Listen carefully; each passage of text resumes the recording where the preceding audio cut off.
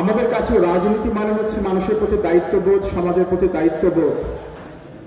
রাজনীতি মানে হচ্ছে ন্যায়ের পক্ষে থাকা, অন্যায়ের বিরুদ্ধে দাঁড়ানো। ছাত্র রাজনীতি মানে হচ্ছে সেই রাজনীতি যে রাজনীতি ছাত্রদের পক্ষে দাঁড়াবে, ছাত্রদের পক্ষে দাঁড়িয়ে কথা বলবে এবং শিক্ষা প্রতিষ্ঠানগুলোতে ছাত্রদের পক্ষে কথা বলবে, শিক্ষার দাবি নিয়ে কথা বলবে। এইরকম ছাত্র রাজনীতি হওয়া উচিত। সন্ত্রাস দখলদারিত্বের বিপরীতে ছাত্র রাজনীতির আদর্শবাদের বিপ্লবী ধারাকে শক্তিশালী করুন। আজকে যে আলোচনা বিষয়বস্তু যে পরিবর্তনের ছাত্র রাজনীতি, তো বিগত দিনে যে ছাত্র রাজনীতি ছিল, ছাত্র রাজনীতির নামে যা চলেছে তা আমরা দেখেছি। ফলে এই প্রশ্নটা খুব সামনে এসেছে যে আমরা তার দেখতে চাই না, আমরা একটা পরিবর্তন চাই। তো ফলে সেই জায়গা থেকে এই আলোচনাটা হচ্ছে। তো আপনি মাওলানা ভাসানীর নাম জানেন, যিনি আজীবন শোষিত বঞ্চিত মানুষের পক্ষে দাঁড়িয়েছেন, লড়েছেন। তো ভাসানীর রাজনীতি সম্পর্কে একটা খুব গুরুত্বপূর্ণ কথা ছিল। ভাসানী বলতেন, রাজনীতি হচ্ছে মহৎ কর্মপ্রয়াস। এর লক্ষ্য হচ্ছে সমাজের মধ্যে যে অন্যায়, অত্যাচার, শোষণ, বঞ্চনা, সেগুলোর বিরুদ্ধে লড়াই করে সমাজের মানুষের জন্য সার্বিক মঙ্গল এবং ন্যায় বিচার নিশ্চিত করা। ফলে আমরা বলতে চাই, আমাদের কাছে রাজনীতি মানে হচ্ছে মানুষের প্রতি দায়িত্ববোধ, সমাজের প্রতি দায়িত্ববোধ। রাজনীতি মানে হচ্ছে ন্যায়ের পক্ষে থাকা, অন্যায়ের বিরুদ্ধে দাঁড়ানো। একইভাবে শিক্ষা প্রতিষ্ঠানগুলোতে ছাত্র রাজনীতি মানে হচ্ছে সেই রাজনীতি যে রাজনীতি ছাত্রদের পক্ষে দাঁড়াবে, ছাত্রদের পক্ষে দাঁড়িয়ে কথা বলবে, দেশের অভ্যন্তরে শ্রমিক, কৃষক, সাধারণ মানুষ, সমস্ত শোষিত বঞ্চিত মানুষের পক্ষে কথা বলবে। আমরা মনে করি এরকম ছাত্র রাজনীতি হওয়া উচিত এবং শিক্ষা প্রতিষ্ঠানগুলোতে ছাত্রদের পক্ষে কথা বলবে, শিক্ষার দাবি নিয়ে কথা বলবে। এইরকম ছাত্র রাজনীতি হওয়া উচিত। যে সরকারের একটা গুরুত্বপূর্ণ দায়িত্ব হওয়া উচিত এই আহতদের সুচিকিৎসা নিশ্চিত করা। পুরো পৃথিবীতেই দেশে দেশে কালে কালে যে বড় পরিবর্তনগুলো হয়, সে বড় পরিবর্তনগুলোর পিছনে গুরুত্বপূর্ণ ভূমিকা পালন করে ছাত্র, তরুণ, যুবকরা। এবং বিশেষ করে যদি আমাদের ভারতবর্ষের কথা বলি, এই কথাটা আরো বেশি সত্য হয়ে দেখা দেয়। আপনি জানেন যে ব্রিটিশ সাম্রাজ্যবাদী যে শাসন, বা 190 বছরের শাসন, সে শাসনের বিরুদ্ধে যারা লড়েছে, কথা বলেছে, তারা কিন্তু তরুণ, ছাত্র, যুবকরা। বা 47 থেকে 71 সাল পর্যন্ত পাকিস্তানের অন্যায় শাসনের বিরুদ্ধে, জুলুমের বিরুদ্ধে কথা বলেছে কিন্তু এখানকার ছাত্র, তরুণ, যুবকরা। বা 71 পরবর্তী সময়ে আমি যদি সাম্প্রতিক সময় আন্দোলনের কথা বলি, জুলাই গণ অভ্যুত্থান, আমরা দেখব সেই অভ্যুত্থানটাতেও গুরুত্বপূর্ণ ভূমিকা পালন করেছে ছাত্ররা। আমরা আবু সাইদের নাম জানি, মীর মুগ্ধর নাম জানি, আনাসের নাম জানি, ওয়াসিমের নাম জানি, শাকিলের নাম জানি। এরকম অসংখ্য মানুষ এখানে, যেমন শ্রমিকরা জীবন দিয়েছে, মেহনতি মানুষ জীবন দিয়েছে, নারীরা জীবন দিয়েছে, ছাত্ররা জীবন দিয়েছে। তো আমি এই জুলাই গণ অভ্যুত্থানে যারা শহীদ হয়েছেন, সেই শহীদদের স্মৃতির প্রতি গভীর শ্রদ্ধা নিবেদন করছি। এবং একই সঙ্গে এই কথাটা বলতে চাই যে প্রায় 25,000-এর অধিক মানুষ আহত হয়েছে, যারা চোখ হারিয়েছে, কেউ হাত হারিয়েছে, বন্ধুত্ব বরণ করেছে। তাদের সুচিকিৎসাটা হচ্ছে না এখন পর্যন্ত। আপনি জানেন যে গত কদিন আগে আরাফাত নামে যে কিশোর আহত অবস্থায়, গুলিবিদ্ধ অবস্থায় মারা গেল, জুলাই গণ অভ্যুত্থানের 5 মাস পর তার সুচিকিৎসা দরকার ছিল, সেটা কিন্তু হচ্ছে না। এখন পর্যন্ত আমরা কথা বলতে গিয়ে দেখতে পাচ্ছি অনেকে বলছে যে আমাদের কোনো সুচিকিৎসা হচ্ছে না, সরকার আমাদের সহযোগিতা করছে না, জুলাই স্মৃতি ফাউন্ডেশন আমাদের সহযোগিতা করছে না। যে আরাফাত মারা গেল, তার বাবা বলছিল, আমি একটা রিক্সা চালক, সারাদিন আমি যে পরিশ্রম করে যে আয় করি, তা দিয়ে আমার সংসার চলে, তা দিয়ে আমি আমার সন্তানটা চিকিৎসা করাচ্ছিলাম, ও তো মারা গেল। তো এই তো পরিস্থিতি। ফলে সরকারের প্রতি আহ্বান জানাতে চাই যে এই সরকারের একটা গুরুত্বপূর্ণ দায়িত্ব হওয়া উচিত এই আহতদের সুচিকিৎসা নিশ্চিত করা। একইভাবে আমরা বলতে চাই, প্রায় 2000-এর অধিক মানুষকে যেই বিগত যে সরকার হত্যা করেছে, যে গণহত্যা এখানে সংগঠিত হয়েছে, সেই হত্যার সঙ্গে যারা যুক্ত, এদের প্রত্যেককে তাদের বিচার এবং শাস্তি নিশ্চিত করতে হবে। এবং তাদের যে মূল নির্দেশদাতা হাসিনা, যে বিদেশে পালিয়ে আছে ভারতে, তাকে দেশে ফিরিয়ে এনে তার দৃষ্টান্তমূলক শাস্তি নিশ্চিত করতে হবে এবং তার সেই উদ্যোগটা সরকারকে নিতে হবে। আজকের এই আলোচনা থেকে সেই আহ্বানটা আমরা জানাতে চাই।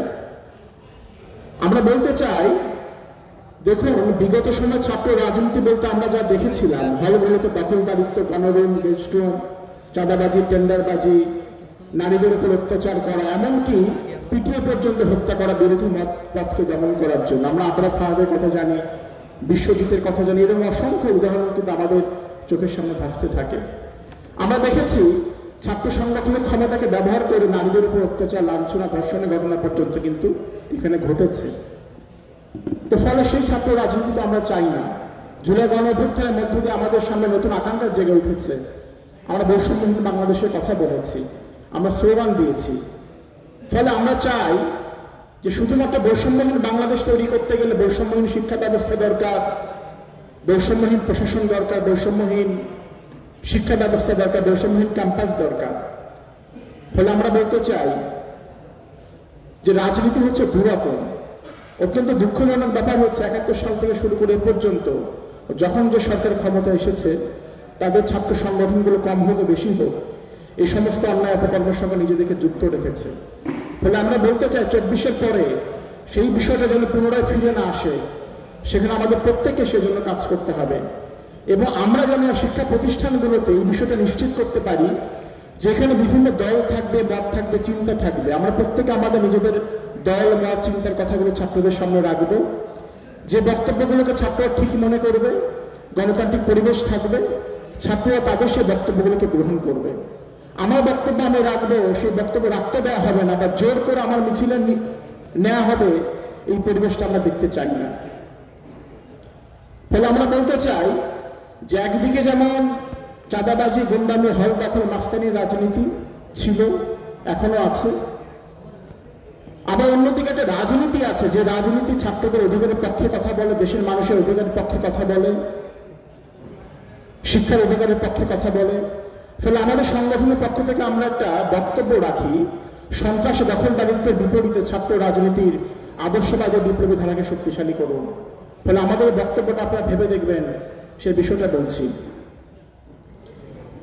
এর সঙ্গে যে বিষয়টা বলতে চাই সেটা হচ্ছে যে মুক্তিযুদ্ধ। মুক্তিযুদ্ধে লক্ষ লক্ষ মানুষ জীবন দিয়েছে। এটা খুব বড় একটা লড়াই ছিল এই অঞ্চলের মানুষের, দেশের মানুষের, যার মধ্য দিয়ে আমরা নতুন একটা ভূখণ্ড পেয়েছি। আমরা একটা বড় লড়াই আমাদের এটা। কিন্তু আওয়ামী লীগ যেটা করেছিল, এই মুক্তিযুদ্ধকে এবং মুক্তিযোদ্ধাদের, শহীদদের যে রক্ত, সে পুরো ব্যবস্থাকে, সে পুরো বিষয়টাকে সে কিন্তু তার নিজের দলীয় যে স্বার্থ, সে স্বার্থে ব্যবহার করতো এবং সেটাকে করায়ত্ত করেছিল। ফলে আমরা বলতে চাই মুক্তিযুদ্ধটা একটা আওয়ামী কোনো ব্যাপার না। মুক্তিযুদ্ধটা হচ্ছে এখানকার মানুষের একটা লড়াই সংগ্রামের ব্যাপার, শহীদ আত্মদানের ব্যাপার, একটা রক্তক্ষয়ী ব্যাপার ছিল। ফলে দেখুন, আমরা বলি যে ৭১ সালে দু একটা দল বাদে এবং কিছু মানুষ বাদে দেশের সমস্ত মানুষ কিন্তু এই লড়াইয়ের সঙ্গে যুক্ত ছিল। ফলে সে বিষয়টা আমাদেরকে ভাবতে হবে। এর সঙ্গে যে বিষয়টা আমি বলতে চাই সেটা হচ্ছে ৭২-এর সংবিধান নিয়ে একটা কথা, আলাপ আলোচনা এখানে ব্যাপক মাত্রায় চলছে। এবং সাম্প্রতিক সময় আপনি দেখেছেন যে একটা জুলাই প্রোক্লেমেশন যেটা ঘোষণা করার কথা হলো, পরে যদিও সেটা প্রকাশ্যে ঘোষণা করা হয়নি, কিন্তু তার বক্তব্যটা আপনারা দেখেছেন, সেই বক্তব্যটা আমরা পড়েছি। সেই বক্তব্যটা খেয়াল করলে আপনি দেখবেন যে ৪৭ থেকে ৭১ পর্যন্ত এই পুরো সময়টার মধ্যে আর কোনো ইতিহাসকে ব্যাখ্যা করা হয়নি, শুধুমাত্র ৪৭, তারপর ৭১। এরপরে যে ৫২, ৬২, ৬৬, ৬৯, এই যে বড় বড় ইভেন্টগুলো যেগুলোর মধ্য দিয়ে ৭১ সালটা সংগঠিত হয়েছে, এই ইতিহাসগুলো সেখানে কিন্তু নেই। ৮২ থেকে ৯০ সাল পর্যন্ত স্বৈরাচার এরশাদের বিরুদ্ধে এখানকার মানুষের যে এত বড় লড়াই বা ৮৩ শিক্ষা আন্দোলন, সে বিষয়টা এখানে নেই। বা ভারতের বিরুদ্ধে এখানকার মানুষের যে লড়াইগুলো, তাদের যে অর্থনৈতিক এবং সাংস্কৃতিক আগ্রাসনের বিরুদ্ধে সুস্পষ্ট লড়াই ছিল, সে লড়াইগুলো কিন্তু এখানে নেই। ফলে একটা প্রোক্লামেশন ঘোষণা হতেই পারে, সেটা ঘোষণার পক্ষেও আমরা, কিন্তু সেই ঘোষণা যদি বৈষম্য বিরোধী ছাত্র আন্দোলনের ব্যানার থেকে হয়, তাহলে সেই ব্যানারের মধ্যে কিন্তু সবগুলো ছাত্র সংগঠন ছিল, দেশের সমস্ত মানুষ ছিল, ছাত্ররা ছিল। ফলে সবার সঙ্গে আলাপ আলোচনা করে গণতান্ত্রিক পদ্ধতিতে সে ঘোষণা হতে পারে এবং তার মধ্যে যেন এখানকার মানুষের যে লড়াই ৪৭ থেকে শুরু করে পর্যন্ত সমস্ত ইতিহাস যেন ঠিক ঠিক মতো ব্যাখ্যা করা হয়, সে দাবিটা আমরা করতে চাই। এই সঙ্গে বলতে চাই ৭২ যে সংবিধান নিয়ে যে আলোচনা এসেছে, দেখুন ৭২ সংবিধানের মধ্য দিয়ে আপত্তির জায়গাগুলো কি বলা হচ্ছে, মুজিববাদী সংগঠন, এই কথাটা আমরা মনে করি না। এটা ঠিক, ৭২ সংবিধানটা পুরোটা গণতান্ত্রিক নয়। এই সংবিধানের মধ্যে অসংখ্য গণতান্ত্রিক জনবিরোধী বিষয়গুলো যুক্ত করা আছে। এবং এখন যে সংবিধানটা আমরা দেখি, সেই সংবিধান ভারতীয় সংবিধানও নয়। এই সংবিধানটাকে বারবার ক্ষত বিক্ষত করা হয়েছে, পরিবর্তন করা হয়েছে 17 বারে পর্যন্ত। এবং বাকশাল থেকে শুরু করে সর্বশেষ যে আপনার একদলীয় নির্বাচন, মানে রাতের ভোটের নির্বাচন, তত্ত্বাবধায়ক সরকারকে বাতিল করে দিয়ে সমস্ত কিছু করা হয়েছে এই সংবিধানকে পরিবর্তন করে। পরে এই সংবিধানটা গণতান্ত্রিক এটা আমরা একদমই বলতে চাই না। কিন্তু এই সংবিধানের মধ্যে যে গণতন্ত্র, সমাজতন্ত্র, ধর্মনিরপেক্ষতা, এটা যে একটা আওয়ামী ব্যাপার, এটা মুজিবের ব্যাপার, ব্যাপারটা একদমই তা নয়। আপনি যদি খেয়াল করে দেখেন 47 থেকে 71 পর্যন্ত মাওলানা ভাসানী, এটা খুব গুরুত্বপূর্ণ নাম, সবচেয়ে লড়াইয়ের, এই অঞ্চলের মানুষের লড়াই সবচেয়ে বড় নাম। এই মানুষটা বারবার কিন্তু ধর্মনিরপেক্ষতার কথা বলেছে, গণতন্ত্রের কথা বলেছে, সমাজতন্ত্রের কথা বলেছে, শোষণ মুক্তির কথা বলেছে। ফলে এটা আওয়ামী ব্যাপার, এই বিষয়টা যদি আমরা মনে করতে থাকি তাহলে সেটা কিন্তু আমাদের জন্য একটা বড় ভুল হবে। এর সঙ্গে আমি যুক্ত করে বলতে চাই, সেটা হচ্ছে জুলাই গণঅভ্যুত্থানের পরে সরকারের প্রতি আমাদের একটা বড় একটা আশা, যেটা বড় পরিবর্তন হবে। আমরা তো ফ্যাসিবাদকে, একটা ফ্যাসিস্ট গভর্নমেন্টকে আমরা তাড়িয়েছি। এটাকে যুক্ত করে বলতে চাই, দেখুন আমি ফ্যাসিস্ট গভর্নমেন্টকে তাড়িয়েছি, কিন্তু ফ্যাসিবাদী যে ব্যবস্থা, সেই ব্যবস্থা কিন্তু আমরা এখন পর্যন্ত বিলোপ করতে পারিনি। কারণ ফ্যাসিবাদী ব্যবস্থা একটা অর্থনীতি থাকে, তার রাজনীতি থাকে, তার সংস্কৃতি থাকে। ফলে একটা পার্টিকুলার গভর্নমেন্টকে আমরা হটিয়েছি, কিন্তু ফ্যাসিবাদের যে সংস্কৃতি, ফ্যাসিবাদের যে রাজনীতি, ফ্যাসিবাদের যে অর্থনীতি, সেটা কিন্তু এখন পর্যন্ত আছে। ফলে এই সরকারের প্রতি মানুষের একটা বড় একটা আকাঙ্ক্ষা যে সরকার বিভিন্ন সংস্কার করবে। কিন্তু দেখুন, একটা ছাত্র সংগঠনের পক্ষ থেকে আমরা বলতে চাই, এখন পর্যন্ত বহুগুলো সংস্কার কমিশন হয়েছে, কিন্তু অত্যন্ত দুঃখের ব্যাপার এখন পর্যন্ত কিন্তু শিক্ষা সংস্কার কমিশনটা হয়নি। এবং গত 16 বছরে আওয়ামী লীগের দুঃশাসনের মধ্য দিয়ে যে সেক্টর সবচেয়ে বেশি ক্ষতিগ্রস্ত হয়েছে বলে ধরা হয়, সেটা হচ্ছে শিক্ষা ব্যবস্থা। অথচ শিক্ষা সংস্কার কমিশনটা কিন্তু করা হয়নি। ফলে গভর্নমেন্টের প্রতি আমরা দাবি জানাতে চাই যে আপনারা একটা গণতান্ত্রিক উপায়ে দেশ পরিচালনা করুন, গণহত্যার বিচার করুন, এবং যে সংস্কারগুলো, সেই সংস্কারগুলো আপনারা নিশ্চিত করুন। এবং একটা প্রশ্ন আসে যে আমরা হাসিনাকে তো তাড়ালাম, আমরা কি পেলাম? আমরা বহু কিছুই পেলাম। অন্তত আমরা এটা পেলাম যে কোনো একটা অন্যায়ের বিরুদ্ধে ঐক্যবদ্ধভাবে লড়তে হয়। যে কোনো একটা অন্যায়ের শক্তি যত বড়ই হোক না কেন, তাকে তাড়ানো সম্ভব। আপনি দেখুন, এর আগে কিন্তু এই আলোচনাটা এখানে খুব ছিল যে আওয়ামী লীগ এত বড় শক্তি, তাকে কি আমরা তাড়াতে পারবো? সবকিছু সম্ভব, কিন্তু আওয়ামী লীগকে তাড়ানো সম্ভব নয়। কিন্তু লড়াইয়ের মধ্যে দিয়ে কথা প্রমাণ হলো যে একটা ফ্যাসিবাদী শাসন যতই আপনার ঘাড়ে চেপে বসুক না কেন, আমরা যদি ঐক্যবদ্ধ থাকি তাহলে পতন সম্ভব।